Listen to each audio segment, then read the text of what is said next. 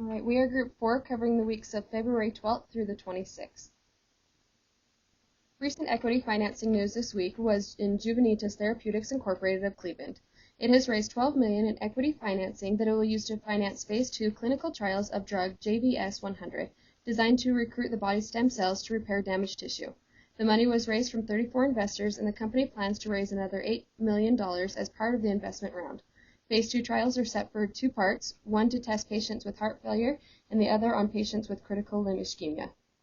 On February 17th, Buccaneer Energy, based out of Sydney, Australia, advised that it has entered into an investment agreement with Bergen Global Opportunity Fund in a Delaware limited partnership.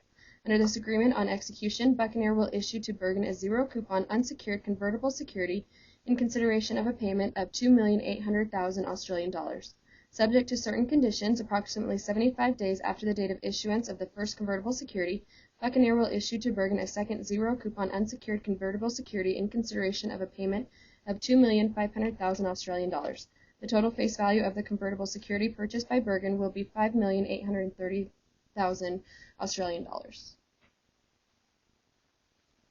In debt financing news, America Honda Finance sold $1.75 billion worth of senior notes in a 2-part private placement market. The lead underwriters of the deal were Barclays Capital, JP Morgan, and Royal Bank of Scotland. It's evident that the notes were attractive to investors because a banker who was involved with the transaction said that they actually collected 2.5 times more than they needed to complete the deal.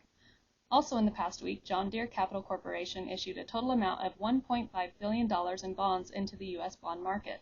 The debt included 5-year and 10-year fixed-rate notes and 28-month floating-rate notes. The lead underwriters for the deal were Bank of America Merrill Lynch, Citigroup, and Goldman Sachs. The company stated that the net proceeds would be used for general corporate purposes. In the past couple of weeks, 2 deals in the mergers and acquisitions sector received notable public attention. Last June, ING Group announced that it would sell its bank-by-mail leader, ING Direct, to Capital One, and in the past couple of weeks the acquisition was completed. Capital One acquired ING Direct with a cash and stock transaction. Capital One paid a total of $6.3 billion in cash and issued 54 million shares, which were valued at about $2.7 billion.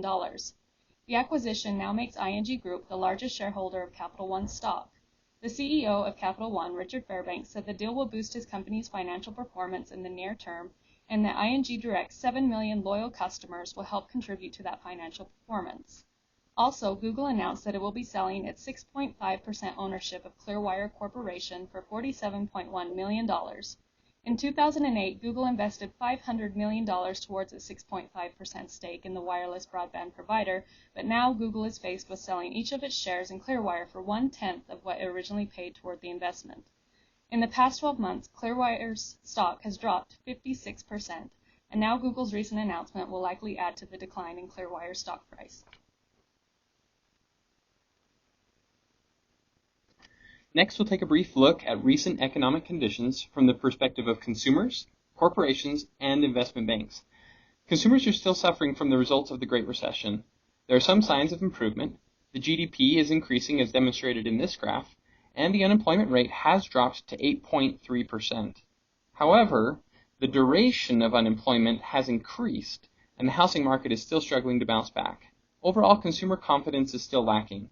The stock market is currently bullish, and many corporations on Wall Street are reporting profits from 2011. Large deals from merger and acquisition transactions have virtually disappeared, and the days of huge multi-billion-dollar LBOs have passed. Investment banks have drastically changed shape over the last few years. Bear Stearns, Lehman Brothers, and Merrill Lynch are all gone. Goldman Sachs and Morgan Stanley have converted to bank holding companies. Banking regulations such as Gramm-Leach-Bliley, Sarbanes-Oxley, and Dodd-Frank have also changed the way investment banks do business.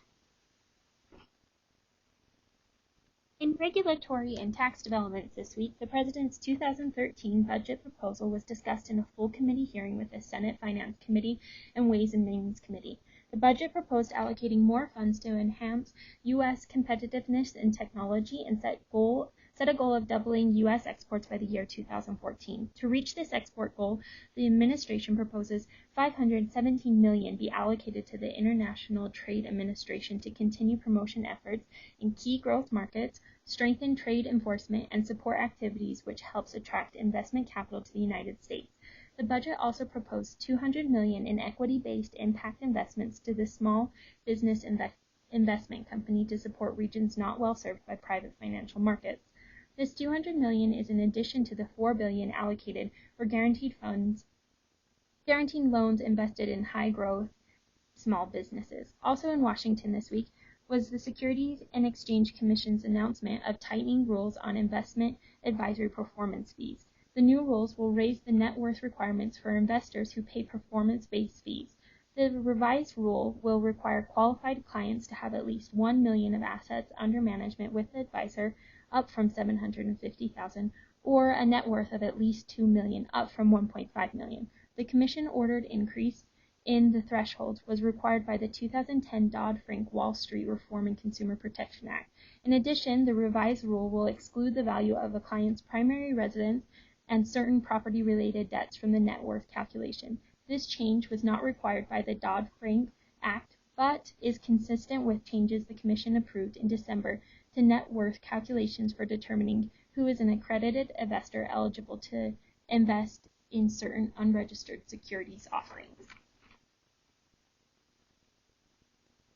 In industry news, the 2-point gain was enough to set Standard & Poor's 500 index to its highest point since June 2008. A look back to June 2008, it was merely 3 months before the collapse of Lehman Brothers, the unemployment rate was at 5.4% and rising, and we were in the midst of the darkest days of the financial crisis. The S&P 500 index closed at 1,365.74. In Dow Jones news, it climbed 33.08 points, or 0.3%, to 12,982.95. The measure exceeded 13,000 twice this week, again the first time since May 2008. On Tuesday, the Dow passed 13,000 about 2 hours into the trading day, then quickly dropped back. U.S. stock has got a lot of help after Greece received a long-awaited bailout, and the better-than-expected data boosts confidence in the world's largest economy. Under the bailout deal, Greece will get 130 billion euros, or about $172 billion, from other European nations and the International Monetary Fund.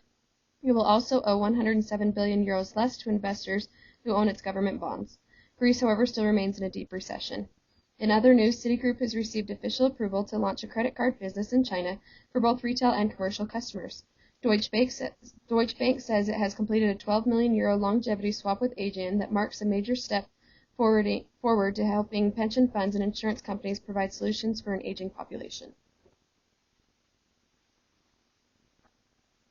New products or services introduced by investment banks. As for the last couple of weeks of February 2012, there is no record of any new product or service introduced by any investment bank. Summary of global markets. Last week, European markets rallied thanks to an agreement over the weekend on a new bailout plan for Greece. The news did not cause much of a change for the U.S. markets. Rising oil prices may have also restrained gains as investors worried about the effect on broader inflationary pressures and consumer spending. Growing tensions between Iraq and the West form another threat to the growth outlook, having fueled recent strong gains in the oil price. The week's economic data remained generally positive, but despite this, long-dated Treasury yields fell as buying from the Federal Reserve lifted demand for the U.S. government bonds. Treasury yields have hovered near historically low levels and traded within a tight range since November 2011 as Europe's debt crisis sustained demand for the safety of U.S. government debt. One of the most important pieces of news will fall in Europe in the coming week as the ECB feeds banks a second huge helping of 3-year funds as the region's leaders meet to strengthen the financial firewalls needed to contain the debt crisis. In the coming week, risk assets should get some support from the ECB's second long-term funding operation on Wednesday, when European banks are expected to borrow up to €500 billion. This second 3-year offering may be well the last, especially if its effects endure. While markets await action by the EU leaders, they will also track the next step by Greece to meet the terms of its new €130 billion bailout, which has so far only served to ease concerns of an imminent and disorderly default. In the foreign exchange markets, the euro recovered after several months' highs against the US dollar and the yen on Friday, in the middle of growing optimism that the debt crisis in the Eurozone is easing and ahead of a second liquidity operation by the European Central Bank next week. In the coming week, markets will be watching developments in the Eurozone, with investors eyeing in the uptake on Wednesday refinancing operation by the ECB as well as the outcome of votes in Finland and Germany on Greece's bailout. Investors will also be focusing on Wednesday U.S. data on fourth quarter economic growth in order to gauge the strength of the country's economic recovery.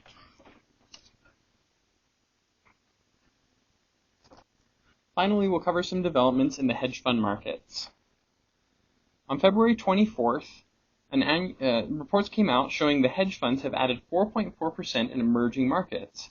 According to an annual survey conducted by Deutsche Bank, global hedge fund assets may rise 12% this year to a record $2.26 trillion.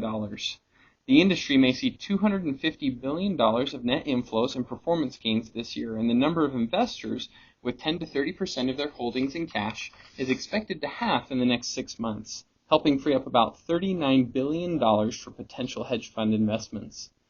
Commerzbank AG's plan to swap debt into shares could be about to hand hedge funds one of their biggest windfalls of the year, after a German bank offered to buy back a slew of bonds at a far higher price than some managers paid for them.